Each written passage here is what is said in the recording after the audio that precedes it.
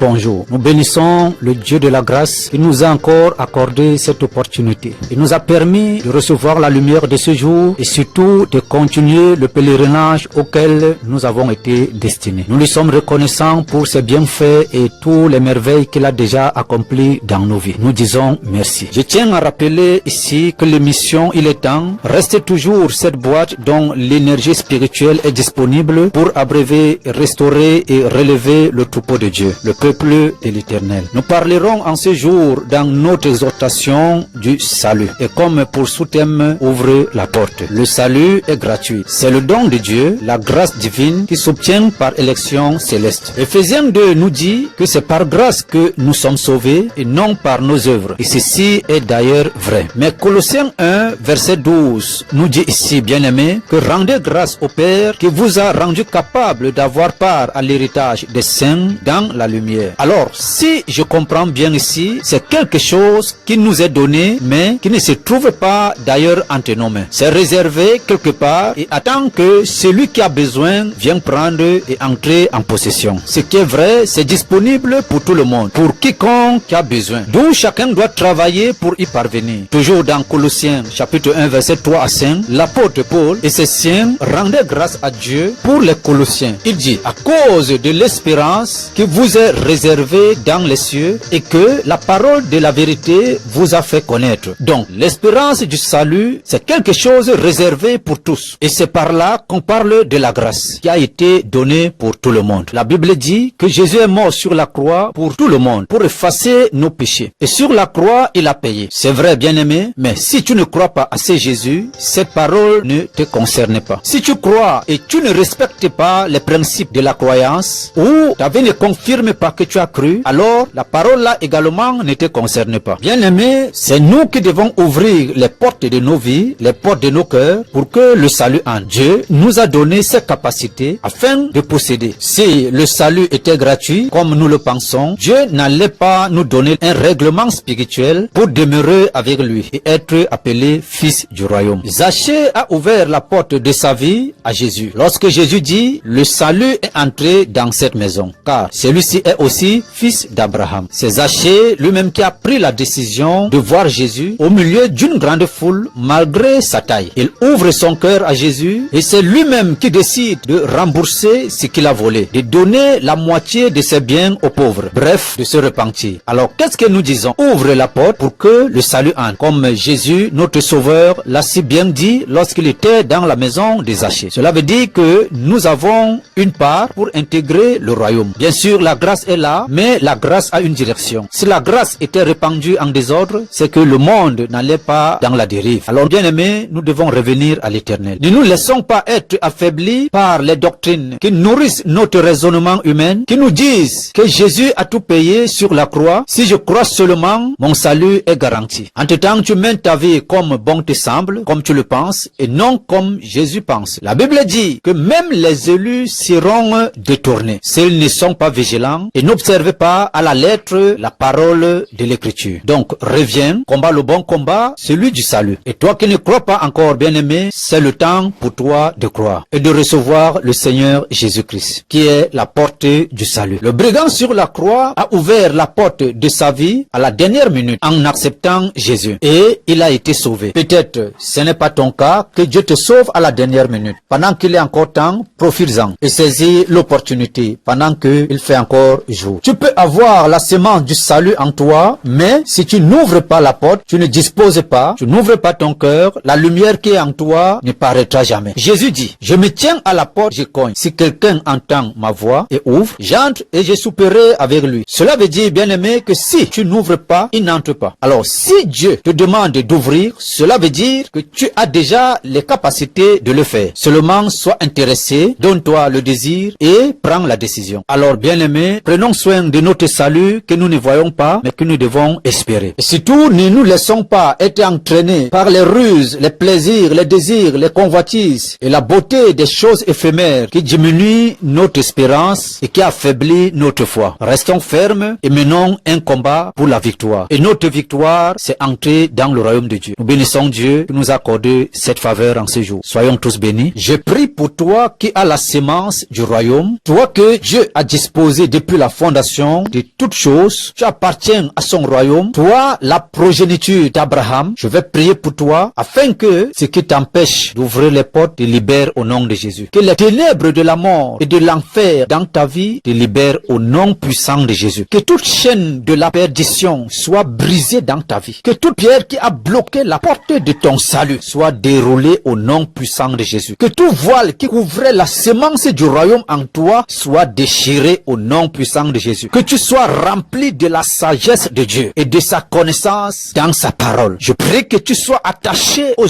œuvres de la lumière et que la grâce infinie de l'Éternel se manifeste dans ta vie. Je prie que tout ce qui était fermé en toi s'ouvre maintenant à l'Éternel afin que Dieu fasse ce qu'il a programmé faire avec toi pendant que tu es sur cette terre au nom puissant de Jésus. Je t'enlève, je t'arrache maintenant de tout lien, de toute force et de puissance qui t'ont mis dans l'esclavage et a servi pour t'empêcher de marcher dans la lumière de ce véritable Dieu. Au nom puissant de Jésus. Reçois entre tes mains ces paroles. Lève-toi là où tu étais couché. Redresse-toi là où tu étais courbé. Sois restauré là où tu étais affaibli. Que la lumière paraît sur ton parcours, dans ton sentier, là où les ténèbres te suivaient. Que la grâce de ce jour se manifeste particulièrement dans ta vie. Au nom puissant de Jésus. Toute la créature de l'Éternel en général qui doit être rachetée pour le royaume de Dieu. Que la mort ou les portes de la mort se ferment devant vous au nom de Jésus. Et que les portes du salut s'ouvrent au devant de toi. Pendant que l'enfer te réclame, je prie maintenant que le cri du royaume de Dieu commence à s'entendre plus que les cris de l'enfer dans ta vie au nom de Jésus. Que tout aveuglement que l'ennemi a jeté sur toi pour ne pas voir les choses du royaume et tout élément ou objet qu'il a utilisé pour fermer ton entendement, pour ne pas comprendre les choses du royaume, je brise cela au nom de Jésus. Que tout acte dont les ordonnances te condamnaient soit effacé au nom de Jésus. Entre maintenant dans la félicité de l'Éternel, vis la parole de l'Éternel, vis la grâce, l'amour de Dieu, marche avec l'Éternel et sois triomphant, sois victorieux, victorieuse et arrive à la destination. Je scelle ces paroles dans le sang de Jésus pour l'accomplissement au nom puissant de Jésus-Christ. Amen.